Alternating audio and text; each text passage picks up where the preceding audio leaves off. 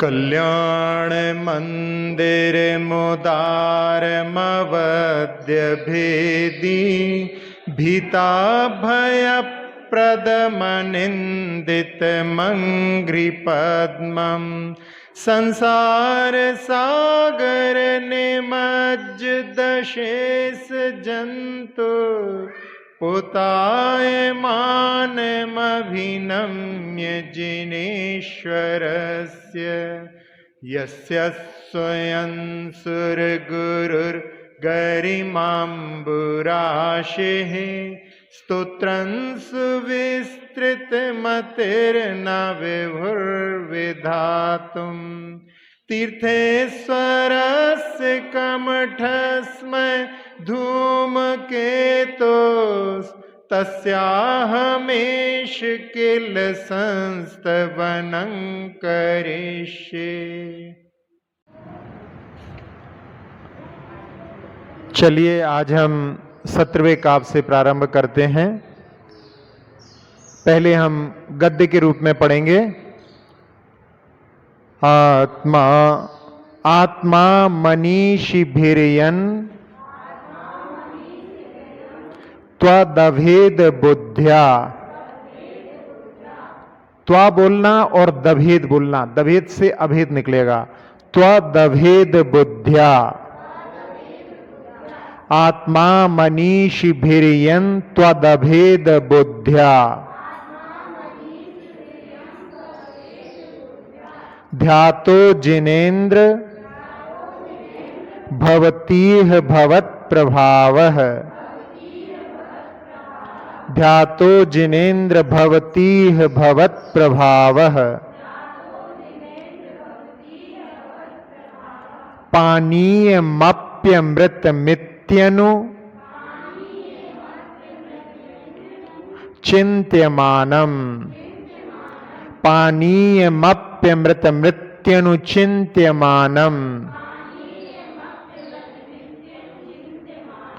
किन्नाम no विषविकार मपाकरोति। किन्नाम no विषविकार मपाकरोति।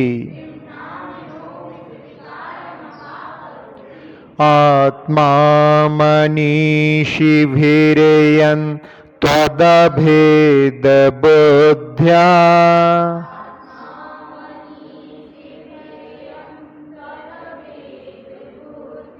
आत्मा मनीषिभिर्यन् त्वदभेद बुद्ध्या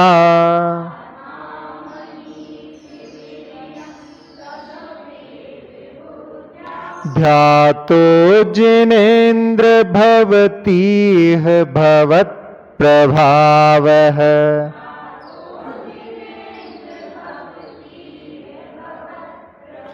ध्यातो Jinendra भवतीह भवत्प्रभावः।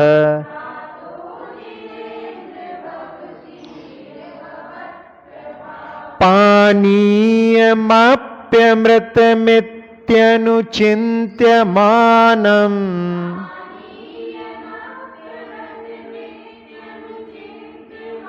पानीयमप्यमृतमित्यनुचिन्त्यमानम्।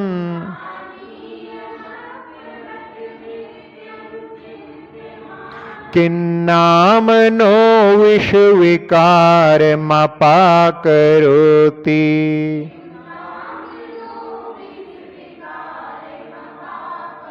किन्नाम no विषविकारमपाकरोति।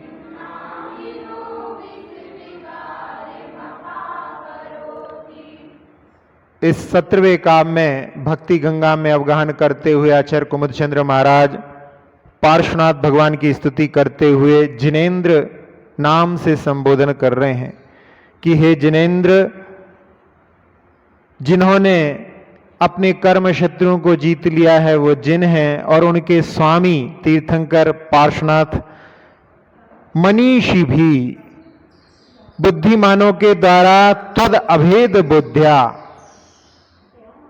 आप और हम कोई भेद नहीं है, इस प्रकार से अभेद बुद्धि से ध्यातः जब ध्यान किया जाता है, अयम आत्मा भवत प्रभावः भवति, ये आत्मा भी आप ही के समान प्रभाव वाली हो जाती है। अमृतम इति अनुचिंत्यमानम पानीयम अपि किम विश्विकारम नो अपाकरोति। उदाहरण देते हुए आचार्य महाराज कह रहे हैं कि ये पानी अमृत है, इस प्रकार से बार बार चिंतन करने पर क्या वह विष के विकार को दूर करने में समर्थ नहीं होता?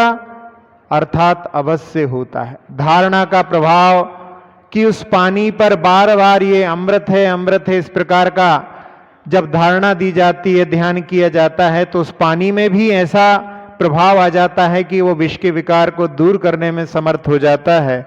इसी प्रकार भगवान जब बुद्धिमानों के द्वारा, ध्यानियों के द्वारा आप अभेद बुद्धि से जब ध्यान किए जाते हैं तो उनकी आत्मा भी आप ही के समान प्रभाव वाली हो जाती है।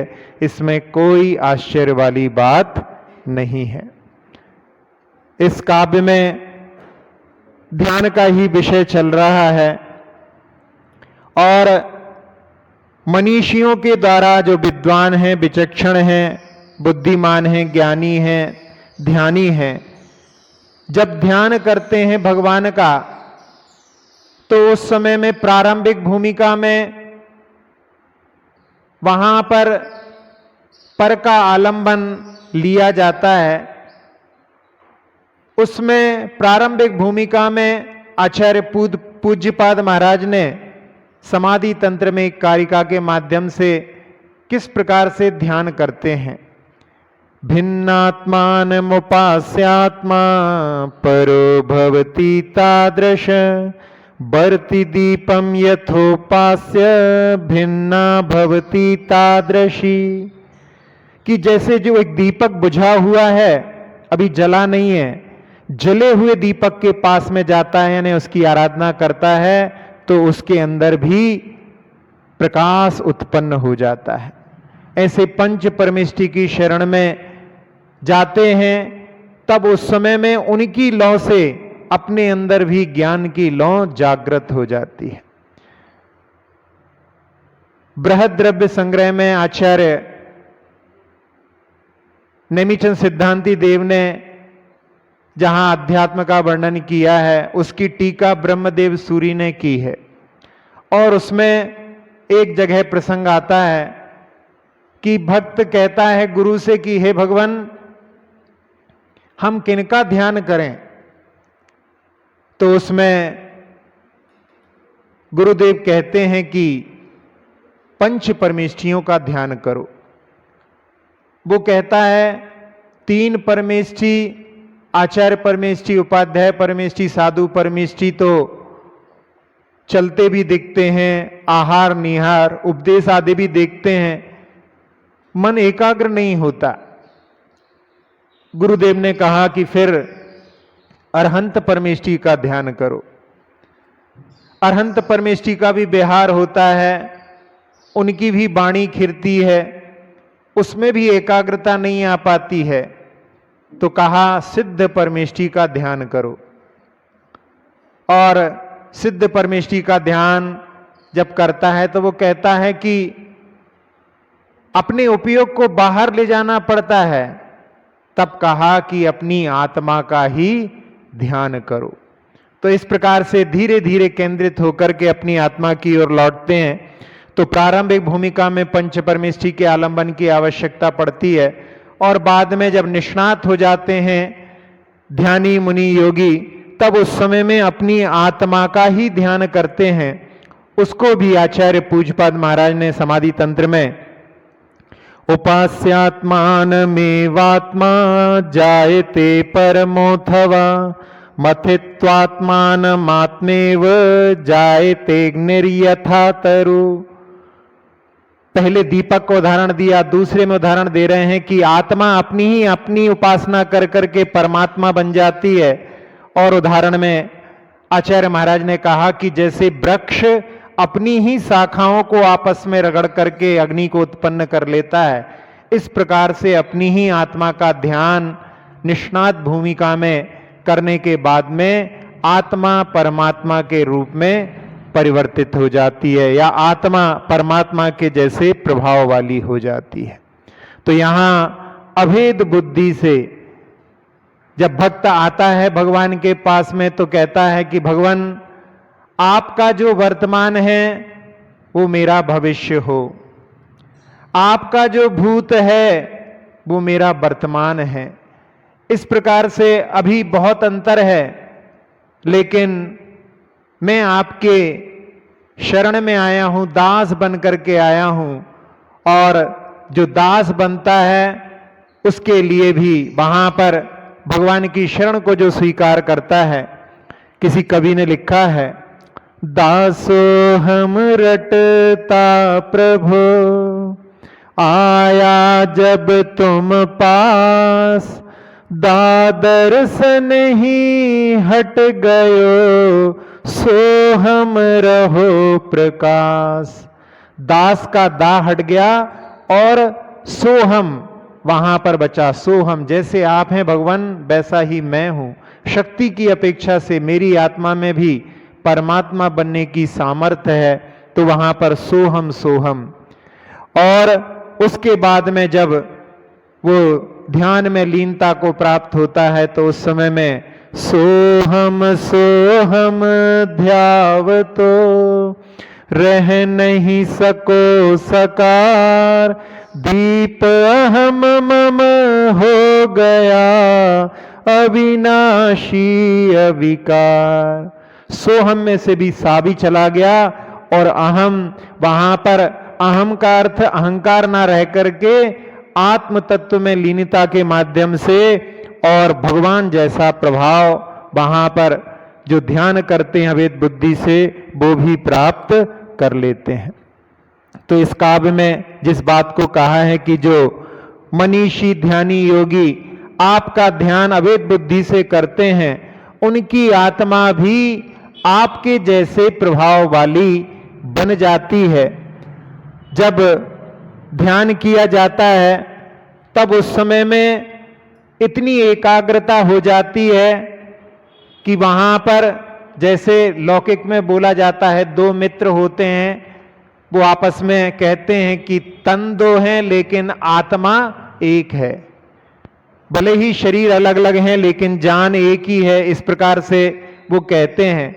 ऐसे ही जब योगी ध्यानस्थ होते हैं और उस समय में परमात्मा का ध्यान करते करते परमात्मा और आत्मा में उनको भेद नजर नहीं आता, तब वहां पर वो आत्मा भी परमात्मा के प्रभाव जैसी वाली उनके लिए दृष्टिगोचर होती है। और इसके बारे में भी जहां ध्यान के ग्रंथों में वर्णन किया गया है कि जिस प्रकार से बार बार किसी चीज की धारणा की जाती है उसका प्रभाव पड़े बिना नहीं रहता है। आचार्य योगेंदु देव ने परमात्म प्रकाश में वहां पर अभ्रंश में भगवान की स्तुति करते हुए कहा कि मन मिले परमेश्वर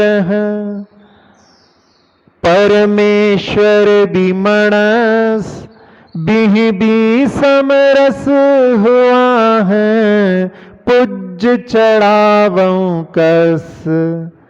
कि मन में परमेश्वर का ध्यान करते करते ऐसा लग रहा है कि मन ही परमेश्वर स्वरूप हो गया है और अब दोनों ही समान हो गए हैं, तो अब हम किसके लिए पुंज चढ़ाएं।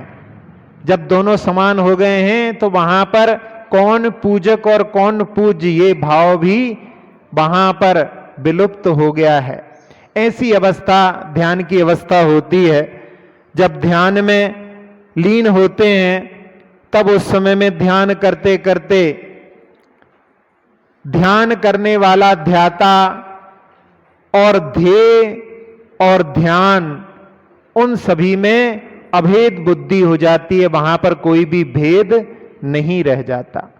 लेकिन ये उन निर्विकल्प योगियों की बात है जो सतत अपनी आत्मा का ध्यान करने का प्रयास करते रहते हैं। और उसके माध्यम से ऐसी अवस्था को प्राप्त हो जाते हैं जिसका वर्णन आप लोग 6 डाला में भी पढ़ते हैं। जहां ध्यान ध्याता ध्येय को न विकल्प बच भेद न जहां चिद भाव कर्म चिदेश करता चेतना क्रिया तहाँ तीनों अभिन्न अखिन्न शुद्ध उपयोग की निश्चल दशा प्रगति जहाँ दृग ज्ञान व्रत ये तीन धाये कैलसा।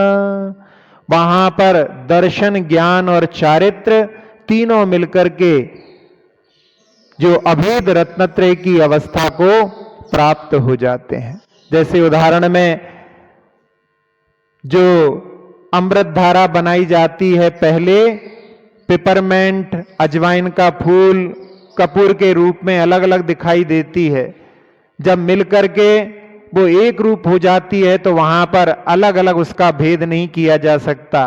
ऐसे ही ध्यान करते करते ध्याता ध्येय और ध्यान सब जो है वहां पर एक मेक हो जाते हैं, उनका भेद नहीं किया जा सकता। अभेद बुद्धि में इस प्रकार की अवस्था को योगी जन प्राप्त करते हैं। जब पानी के ऊपर जब प्रभाव डाला जाता है, पानी के ऊपर भी शब्द बरगणाओं का प्रभाव पड़ता है, भावों का भी प्रभाव पड़ता है, शब्द बरगणाओं का भी प्रभाव पड़ता है। एक इमोटो नाम के वैज्ञानिक हुए हैं, उन्होंने पानी के ऊपर शब्दों के प्रभाव को परीक्षण किया। जब पानी के पास में बोला कि मैं यमदूत हूं, मैं तुम्हें मार डालूंगा, और उसके बाद में उस पानी को उन्होंने जमा करके -20 डिग्री पर जब उसके क्रिस्टल बन जाते हैं, क्रिस्टलाइजेशन हो जाता है, और उस समय में जब उसके पिक्चर्स को एनलार्ज करके देखा तो वहां पर कंकाल और शमशान का स्थान जैसी रचना नजर आ रही थी। यानी उस पानी के ऊपर भी शब्दों का प्रभाव किस प्रकार से उस पानी को प्रभावित कर रहा है। और जब पानी से कहा कि तुम बहुत सुंदर हो, तुम बहुत अच्छे हो, तो उस समय में क्रिस्टलाइजेशन करने के बाद में जब देखा तो खिले हुए फूल वहां पर नजर आ रहे थे।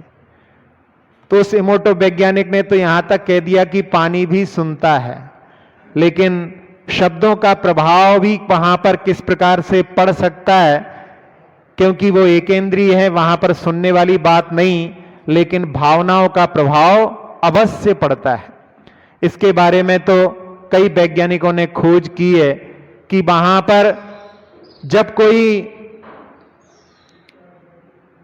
रक्षक वृक्ष के पास में पहुंचता है तो उस समय में वृक्ष वहां पर हर्षित हो जाता है, और जब कोई पेड़ को काटने के लिए पेड़ के पास में पहुंचता है तो पेड़ में भय की लहरें उत्पन्न होने लगती हैं। ये तरंगें इलेक्ट्रोड्स के माध्यम से देखी भी गई हैं। और यहां तक अभी एक प्रश्न किया गया था कि कभी कभी हमको वनस्पति की कुछ आवश्यकता पड़ती है, जैसे तुलसी आदि, तो हम उनको वहां से लेते हैं, तो क्या वो चोरी के अंतर्गत नहीं आएगा? वृक्षों के ऊपर ये प्रयोग किए गए हैं, उसमें आप वृक्ष के पास में जाकर के और उससे निवेदन करें कि आप में औषधीय गुण हैं और हमें आपकी औषधि के 5 पत्तों की, कितने पत्तों की आवश्यकता है, हम ये आपसे चाहते हैं। इस प्रकार से उससे निवेदन करें और थोड़ी देर ठहरें। वहां पर उस वैज्ञानिक ने प्रयोग करके देखा, जब इस प्रकार से उसके फल को या पत्तों के लिए कहा और उसके बाद में इलेक्ट्रोड्स लगा करके पहले जो वेव्स आ रही थी और उसके बाद में उस पेड़ ने अपनी आत्मा को वहां से संकुचित कर लिया, अब वो वहां पर उसमें चेतना नहीं है, आप उसको लेंगे तो उसको भी पीड़ा नहीं होगी। तो इस प्रकार से एकेंद्री में भी ऐसी संवेदना, ऐसी चेतना जो कि आत्मा सभी के समान है, सब में विद्यमान रहती है। तो पानी के ऊपर यहां पर आचार्य महाराज ने उदाहरण दिया है कि पानी के ऊपर जब बार बार इस प्रकार की कि ये अमृत है, इस प्रकार से जब चिंतन किया जाता है तो उस पानी में भी विष के विकार को दूर करने की क्या सामर्थ्य उत्पन्न नहीं होती, अर्थात अवश्य होती है। विषापहार स्तोत्र के बारे में तो आप लोगों के लिए ज्ञात ही है कि विषापहार स्तोत्र का पाठ 3 बार करने पर, एक बार सीधा, एक बार उल्टा, फिर एक बार सीधा, ऐसे 3 बार पाठ करें और सामने जल रख लें तो उसके ऊपर उन शब्द वर्गणाओं का प्रभाव और उसका पान, यदि जिसको सर्प का विष है वहां पर यदि पान कराया जाता है तो उसका विष दूर हो जाता है। तो इस प्रकार से उन शब्दों में भी ऐसी प्रभाव होता है कि उनका बार बार चिंतन करने पर वो विष के विकार को दूर करने में समर्थ हो जाते हैं। बड़े बड़े असाध्य रोगों के लिए भी, जहां भक्तामर के 45वें काव्य के बारे में बतलाया था कि 45 बार उसका, यदि 45 दिन तक उसके पानी के ऊपर भावना करके यदि उसका पान कराया जाता है तो असाध्य कैंसर जैसे रोग भी दूर हो जाते हैं। ऐसे प्रयोग कई लोगों ने किए हैं, जिसमें कि दिल्ली के एक डॉक्टर DC जैन ने वहां पर एम्स में ये प्रयोग किया था। एक नागपुर की बहन है, उन्होंने कई लोगों के ऊपर ऐसे प्रयोग किए हैं। कई आरिका माताओं ने भी इनके ऊपर इस प्रकार के प्रयोग किए हैं, जिसमें कि असाध्य रोग भी दूर हो गए हैं। आचार्य देशभूषण जी महाराज जब दिल्ली की ओर जा रहे थे तो रास्ते में एक मुस्लिम परिवार का बच्चे को सर्प ने काटा था और उस समय में उनके पिता आचार्य महाराज को देख करके उनके पास में पहुंच गए। उन्होंने निवेदन किया, आचार्य महाराज ने अपने कमंडल से जल लेकर के और उसको मंत्रित करके उसके ऊपर डाला तो उसका विष दूर हो गया। बरांग चरित्र में भी एक घटना आती है कि जब बरांग को कुछ भीलों ने पकड़ लिया और उनको बांध करके सुबह उनकी बलि चढ़ाने की भावना से उनको, जहां उनके जो देवता का मंदिर था उसके पास में उनको रात भर बंधन में रखा। बड़ी मुश्किल से उनका रात वहां पर बड़ी परेशानियों के साथ में, कहां तो राजकुमार और कहां बंधन में, और जहां पर बहुत ही जीवों का भी संचार हो रहा था, ऐसे में बड़ी मुश्किल से उनकी रात व्यतीत हुई। और प्रातः काल में वहां पर एक घटना घटी कि जो भील राज का पुत्र था उसको सर्प ने काट लिया था, और उस समय में अपने पुत्र के रक्षा के लिए वो आकर के निवेदन करता है कि क्या आप विष उतारना जानते हैं? तो वरांग कुमार ने कहा कि अवश्य, और उसको लाया गया और उन्होंने उस समय में जल को लेकर के इसी प्रकार से मंत्रों का उच्चारण करके उसके ऊपर जल का सिंचन किया, उसके माध्यम से उसका विष दूर हो गया था। तो इस प्रकार से इस काव्य में जिस बात को कहा गया है उस बात में कि हे भगवान, अभेद बुद्धि से आपका जो ध्यान करते हैं तो उनकी ये आत्मा भी आपके प्रभाव वाली बन जाती है। और उदाहरण में भी कह रहे हैं कि ये पानी अमृत है, इस प्रकार से बार बार चिंतन करने पर क्या वो विष के विकार को दूर करने में समर्थ नहीं होता, अर्थात अवश्य होता है। तो इस प्रकार से ध्यान में जहां पर जो योगी ध्यान करते हैं सोहम सोहम, तो उनकी आत्मा भी भगवान जैसे प्रभाव वाली बन जाती है।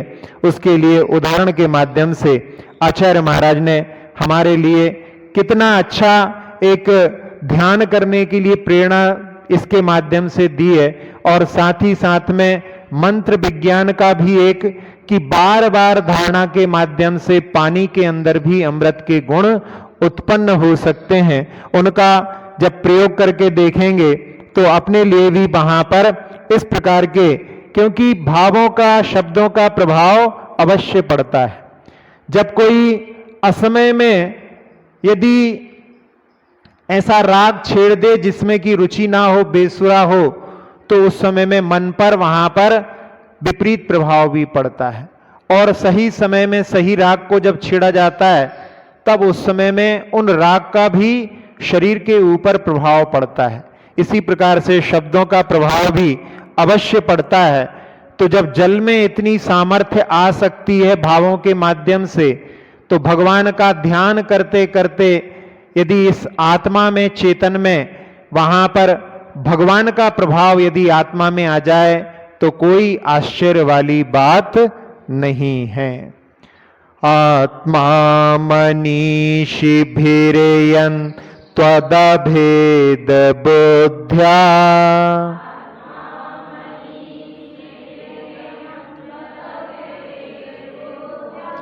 ध्यातो जिनेन्द्र भवतीह भवत् प्रभावः।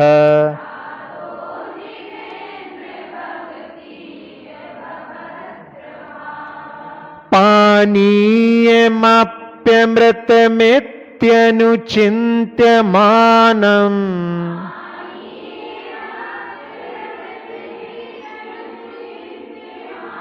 किन्नामनो विषविकारमपाकरोति।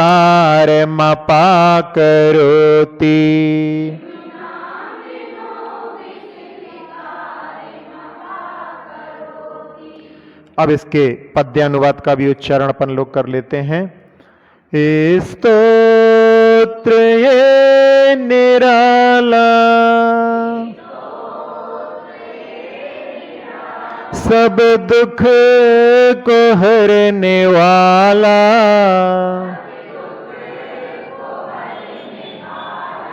कल्याण का है मंदिर,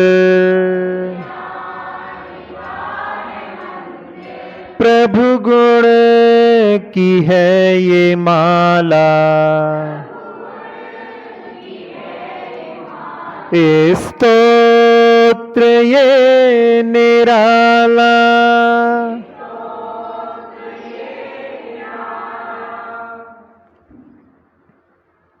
जिनवर भेद बुद्धि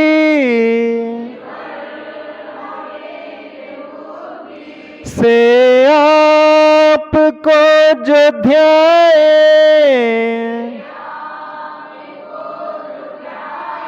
वह आत्मा भी निश्चित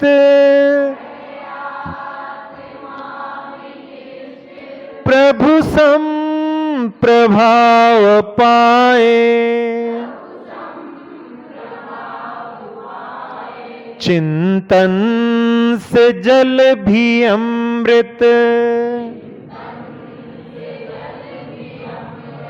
क्या हर न लेता हाला।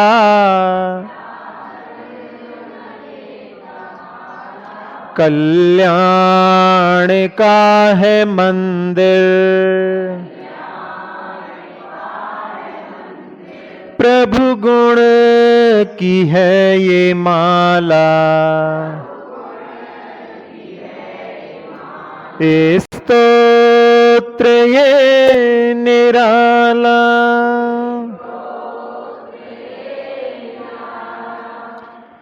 अक्षर पद मात्रा से दूषित वचन अगर ममहीन रहे, और प्रमाद कषाय के वश में सम्यक अर्थ विलीन किए। जिन वाणी माता मेरी उन सब त्रुटियों को क्षमा करें, दें आशीष शीघ्र हम सबको केवल लब्धि रमा मिले।